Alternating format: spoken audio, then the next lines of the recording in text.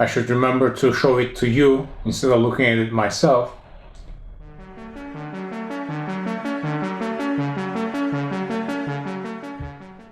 Hello and welcome to my review of Christopher Reeve Superman life-size busts. Custom life-size busts. I just wanted to provide some background first. I'm not going to talk about how much Superman the movie means to me.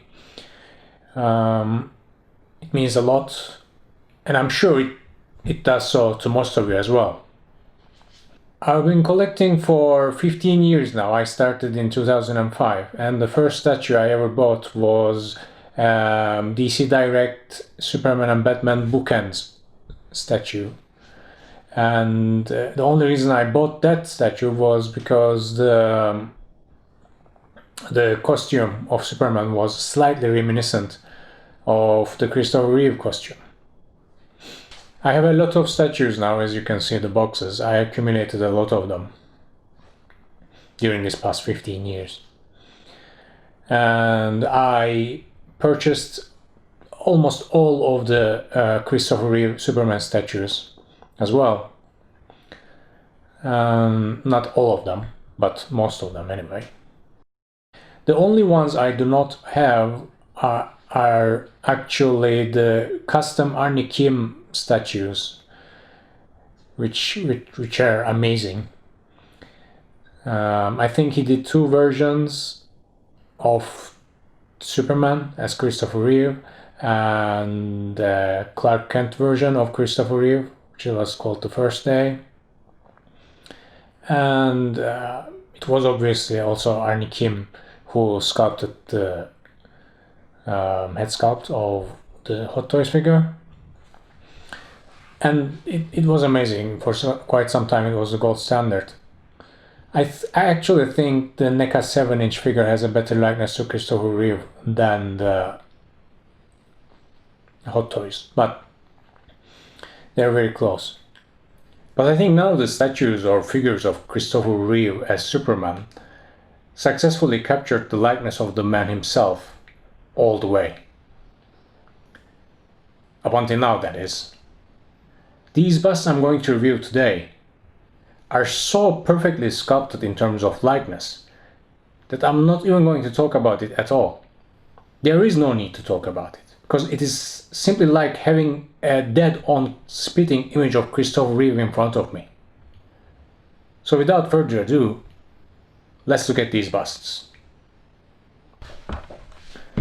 We'll start with the regular one.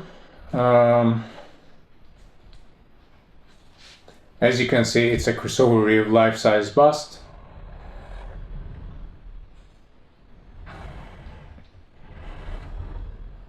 I should remember to show it to you instead of looking at it myself. It's an amazing bust.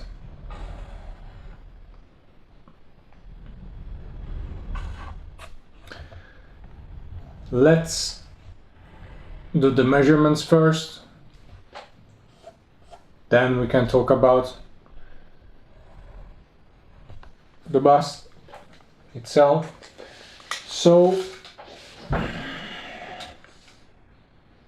it stands at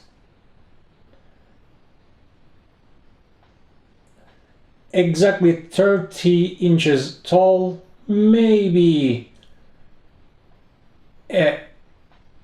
maybe 29.8 inches, something like that. So it's about 76 centimeters high, tall. Its width is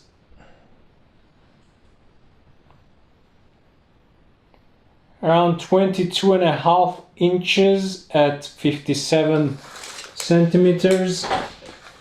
And its depth is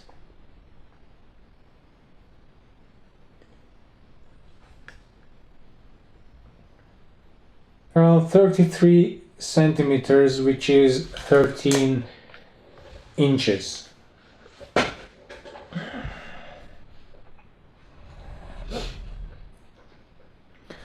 The Obviously this is a custom bust, but I think the conceptually speaking, the design, the cutoff of the bust itself reminds me very much of the original Superman bust from Sideshow. It's fully sculpted. Even though it's fully sculpted, there's a perfectly fine fabric texture all along the costume. It's present on the logo, it's present on the blue parts of the costume. It's also there, the same texture on the cape as well.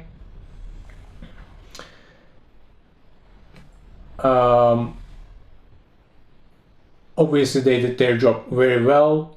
The dimensions of the S shield and in proportion to his shoulders and the distance from the top of his collar to the S shield looks very screen accurate. Obviously I do not have an original Superman suit from the Superman the movie, so I cannot compare it, but it does look perfectly accurate. Even the stitch marks around the logo are present. If it was me who was sculpting this piece, I wouldn't include these things because they had to stitch them that way, and it actually distracts from the overall logo, I think, but for the sake of accuracy, they're there. Obviously he's looking at his left side with a very neutral, if not cold, look. Again, if it was me who was sculpting this, I would have preferred maybe a slight smirk, not even smirk, but maybe a very slight smile on the face. But I understand that that's an expression, and I understand a neutral look is more timeless, not reminiscent of a certain scene in the movie. So he has a neutral look. The hair looks amazing, and I don't think anyone could do better with completely sculpted hair. The both the hairstyle and the gloss on the hair is just like as it was in the movie. The skin texture is actually, if you look at it up close, you can see on the skin that there are some very light veins to actually bring out the color, and the texture is not provided through just coloring. You can actually see and feel the texture of the skin when you touch on it. It's amazing. The only way to do a more realistic skin is, I think, would be to use silicone, but I have serious concerns about the durability of silicone anyway, so I would have preferred this material, which they called fiber reinforced polyresin. I think it's resin. Fabric texture continues on the back side. There is no logo because I think Christopher Reeve's logo was logo on the cape was placed just below this line, so didn't make the cut. Now, at the end of the day, this is still a custom piece, and as with all custom pieces, if we nitpick, it's possible to find some small faults along the line, but nothing major. If you were to look at it from the side and with a certain light, which is impossible for me to show it to you on camera, there are some irregularities on the texture when you look at it from this way, but that's to be expected. It's a custom piece. Same can be said for the front part as well. There are some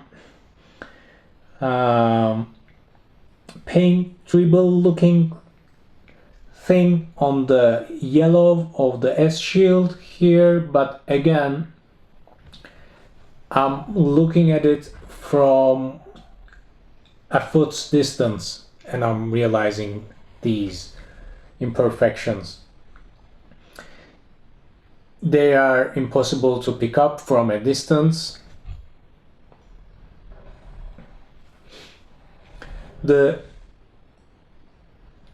eyes are, they do not look to be glass, but they have such a perfect gloss that you actually think they're wet. They actually have a wet look as one's eyes are. So they're also amazing. The eyelashes on the upper eyelid are prominent, whereas I don't really see on the lower eyelid. There aren't any eyelashes on the lower eyelid, but that's to be expected because the eyelashes on the upper eyelid are stabilized under the brow, but if they were to place any on the lower eyelid, it wouldn't have worked. There are veins inside the eyes. There aren't any nose hair or anything like that, but there is some shading in the nose, which again, from a distance, even though it's not hollow, it's like maybe quarter of an inch deep, and there is shading inside the nose, but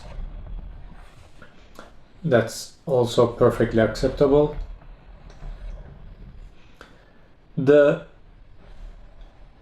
If you look at it from this distance, it's possible to see that there's a very faint line where the lips meet, but that's probably the accumulation of the paint. But these are all nitpicks, and all these nitpicks are in no way complaints. I believe this is the most I am nitpicking a statue ever. All these faults, all these imperfections can also be found in a licensed statue or a bust from a major studio like Queen Studios or Sideshow busts. So even this amount of imperfections are shockingly low. Let's talk about the base briefly. It does have a granite looking shine and texture to it, with very dark with black specks on top of a very dark gray texture. It does look good, it doesn't detract from the bust. It provides a very suitable base. Now obviously they made a few of these, and although the sculpt is same on all of them, there were a few I saw on the forums and stuff. It's possible to see variation on the paint up. I have one of the better ones, I think, but if this is 100, if I were to score this and if I were to give this a 100, the other ones would be 99. So it's nothing to be concerned about if you plan to buy one of these things.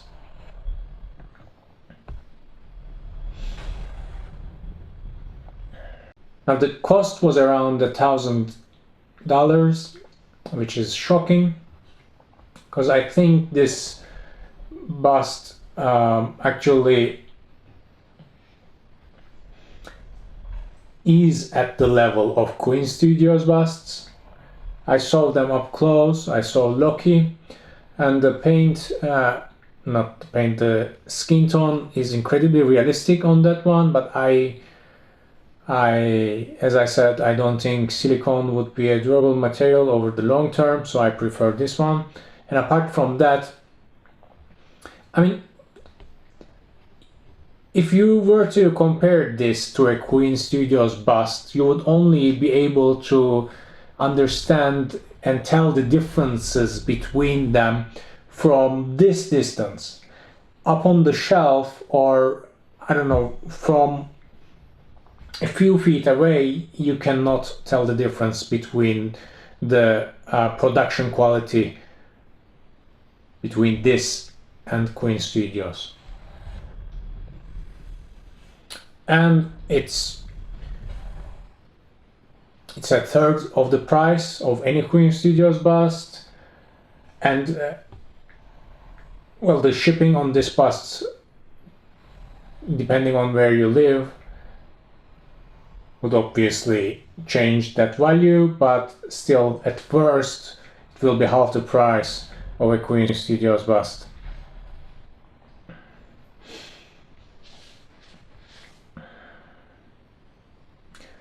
Now let's look at the other version. Yes, there are two of these. So this is the evil version, obviously inspired by the evil Superman from Superman 3, the best part of Superman 3. And the differences between two busts are limited to the paint apps, except a small smirk over here, a very slightly different expression on the sculpt.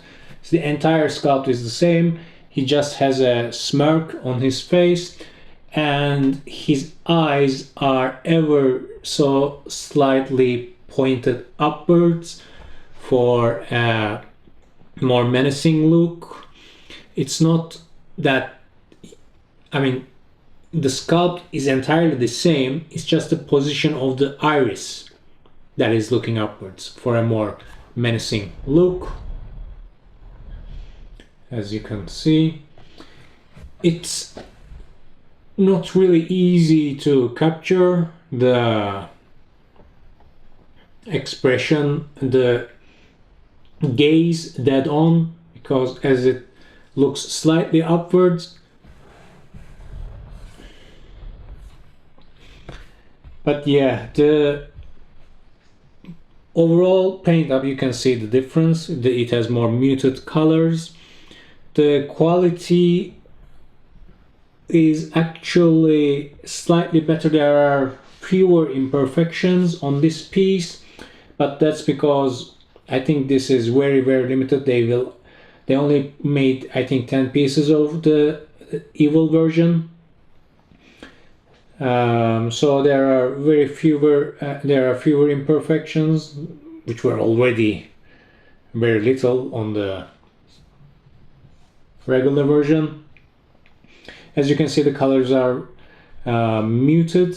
His skin tone is darker. He has a 5 o'clock shadow, and he has that slight eyeliner under his eyes, which Christopher Reeve also had on Superman 3, the evil version. The hair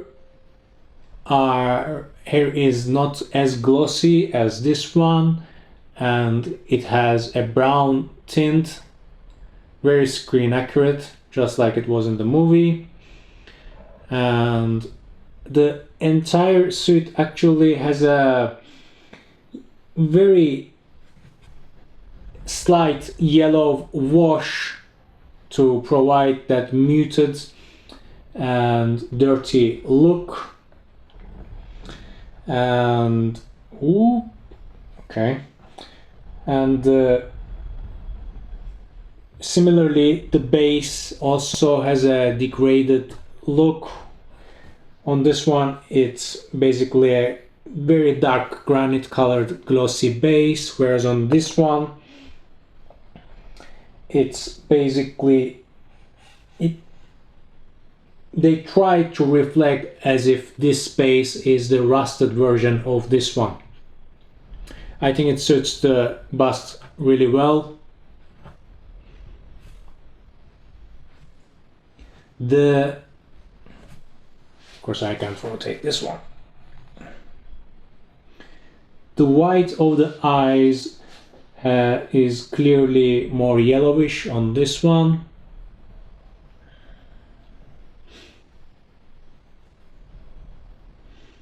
I felt like I had to get both of them because this looked to have a different expression, and it does have a different expression. Sometimes when I look at the display and see them both, I feel like I didn't need to buy this one because there isn't much difference between them. But then I come up close and look at his eyes, and yeah, I don't regret buying neither of them. So this was the review for life-size Christopher Reeve busts, the best Christopher Reeve busts ever produced. If you liked the video, please like and subscribe, and see you on the next one.